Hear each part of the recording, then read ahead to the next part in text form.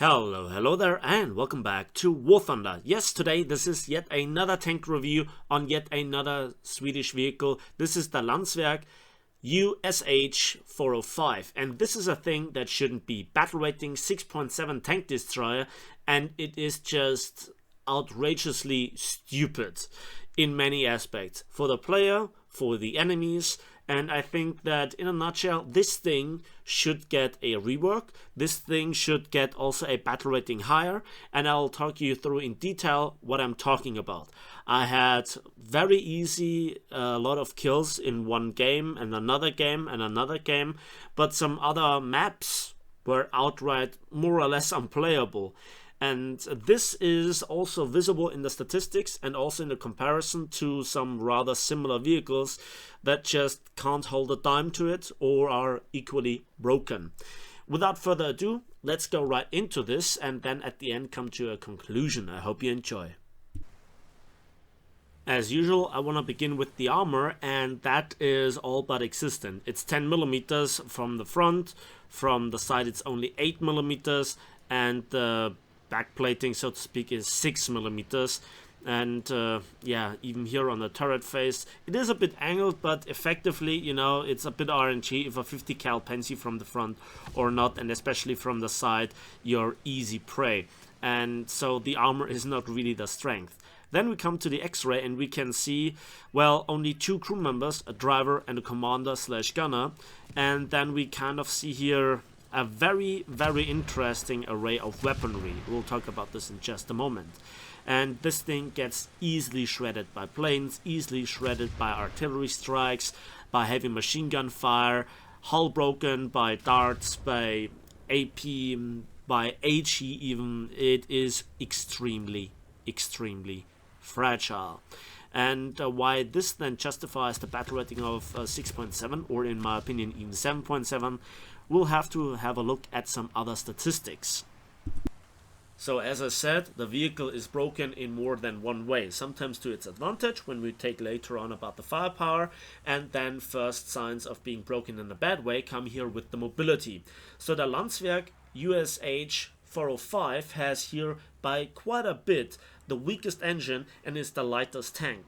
That already creates a massive problem in city maps, when you have to go through concrete walls, when you have to cross fences, when you go through any sort of obstacles like lampposts or even some very small trees. You come to a dead stop, and that really annoys you because the horsepower to ton ratio at the end is also not the best, and especially on soft terrain, on medium terrain, whenever there is a light inclination, the vehicle has really big problems of accelerating, of hitting any sort of speed. In contrast, when you have a paved road and you have a good driver and you know how to drive and control wheeled tanks at higher speeds, the 73 kilometers per hour top speed are really nice, only challenged by the Type 62 tank and the Fiat 6614 also wheeled armored car that goes then quite significantly faster. The reverse speed is not extremely bad, but it's far from excellent, -9 kilometers per hour. Again, especially in muddy terrain, soft terrain, inclinations, this goes down the drain. So the tank has severe problems to really play the top speed card. And as you can see, the armor is not really holding up. But there is another factor, and it is really drastic this patch. Wheeled tanks have been broken in War Thunder for quite a while, but in particular when it comes to just coming to a halt, the simple thing of pressing the S key is not so easy with this thing, because once you hit the S key, all the wheels just simply lock up. And the stupid thing is here that even if you release the S key, the wheels still are locked up. So it's not just like pressing the clutch with driving a car, right? No, the wheels are still completely locked up and you just drift into an unknown direction regardless if before you were hitting the S key you were turning to the left or to the right. It doesn't really matter. The controls are taken out of your control. So that is not a great thing.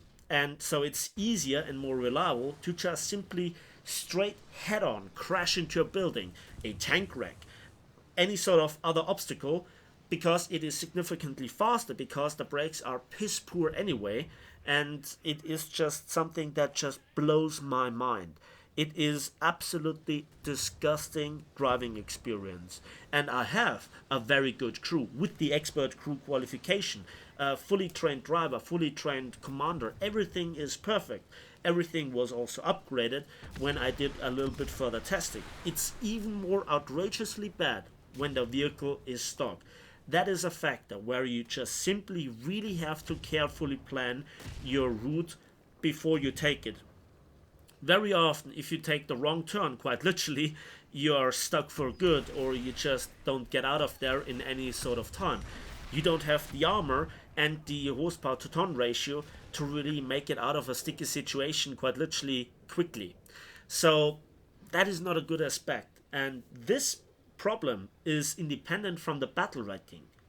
What else really bugs me is the firepower, which will be the next aspect. The Landsverk's USH 405's firepower is quite impressive, despite having here normally the smallest caliber. We have two recoilless Type 3Z 8 DLA cannons, or recoilless rifles, and we have an overall shell capacity of 18, which is not the highest, but again it is better than the Type 60 SPRG that also has two recoilless rifles, or even the Fiat 6614 that has a single recoilless rifle. The reload is given with 2 seconds, but then at the same time there is a rate of fire of 150 rounds per minute. The same goes very similarly into the Ontos, right, where it just doesn't really make sense.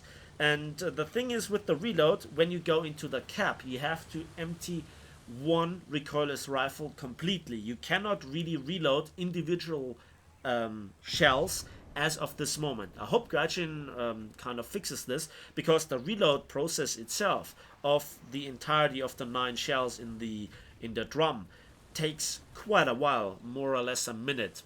So please take this into account. So the rate of fire is very high, and you don't have to reload in between like the M50 Ontos or the T114, where you then go into a longer reload cycle after 3 or 4 shells. So this is where this tank really shines, in contrast to some other tanks that previously already made the Armour obsolete. Then the turret rotation speed is here best in comparison. 20 degrees per second is really nice. It's not outstandingly brutally awesome. A lot of mediums have more or less the same, but just to get here into the picture. Gun depression minus 10 degrees. I kind of doubt that it is truly minus 10 degrees, maybe over the side of the vehicle, but over the front it's more like 6-7 degrees. Yeah, and then the gun elevation is 20, so limited opportunities to shoot down an aircraft. The elevation speed, although is here the slowest, it's more the average World War II elevation speed, 4 degrees per second. Type 62 has 10 degrees per second here as a light tank.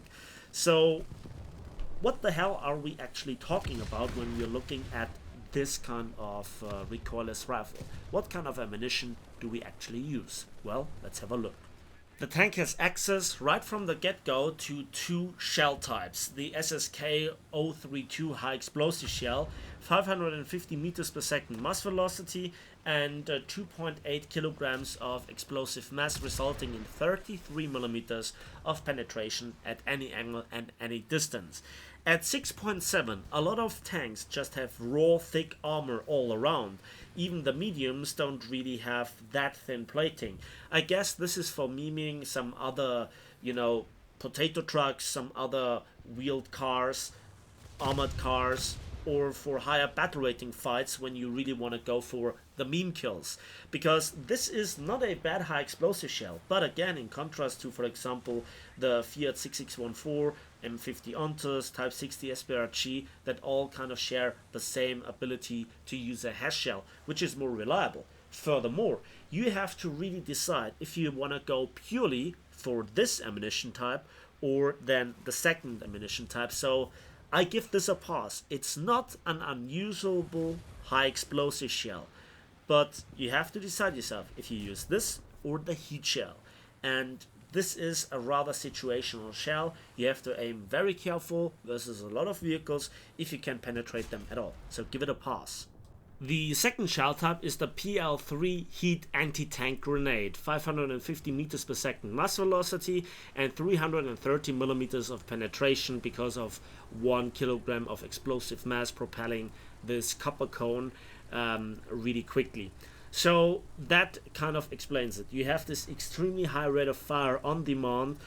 You can run through a lot of shells, and as you can see, this is quite brutal penetration. Yes, some other tanks have even more penetration, but this is kind of overkill versus, you know, at best steel armor. There is no era protection that you can meet. There is no composite protection that you can meet. And you just go through even, you know, the heaviest of armor like a hot knife through butter. Tiger 2s, Jagdtigers, any angle, any distance. That's just how it is. And so that is quite brutal, but then that's all that there is, because you have no solid shot, as should be obvious for a recoilless rifle. The other thing is you also have no machine gun available, so you cannot really hose down any sort of obstacles in your way, like fences, to give the shell a clear pathway. So again, that together to the mobility really limits the effectiveness where this tank can go and actually can perform well. So it's more or less open ground, it's flat terrain, it's hard terrain. Not every map suits this tank and its playstyle. And this is kind of where, as you could see with the footage, where this tank is stupid. And this is now the review of the statistics. Let's now go into a verdict. The tank is broken, and further kind of showing what power creep and feature creep really means in the game. Also, it makes heavy tanks even less viable than they are currently. It further increases the firepower, the rate of fire of those recoilless rifles in the game. While they were previously unique and fun, now they are really getting into the unlimited kind of magnitude.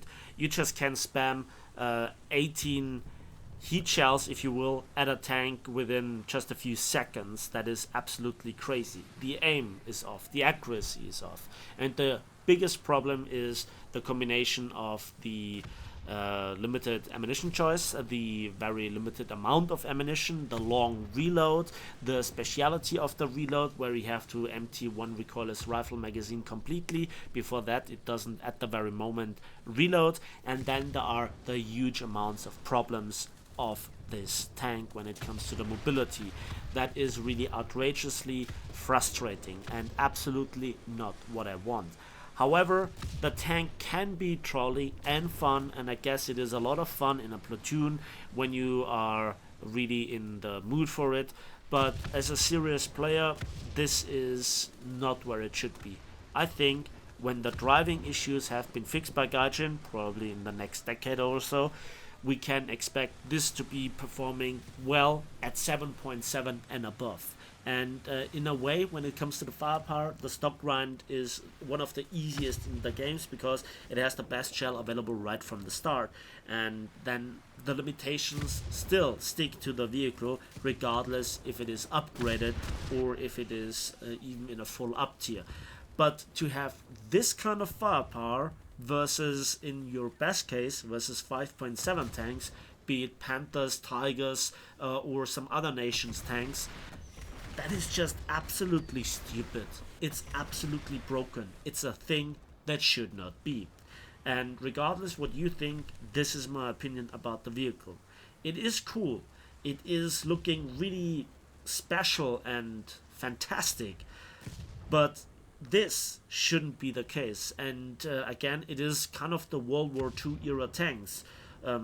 American, German, Soviet, you name it, all those nations' tanks, just their armor is completely pointless, and best armor is no armor is the truest form of things here in this game. And that makes me a little bit sad. This thing definitely shouldn't be a thing. And that's it for me today. So thanks for watching, thanks for listening. I hope you enjoyed this video. Let me know in the comment section down what you think about this tank. And as usual, we'll see each other on the waves, in the skies, and on the battlefields of War Thunder.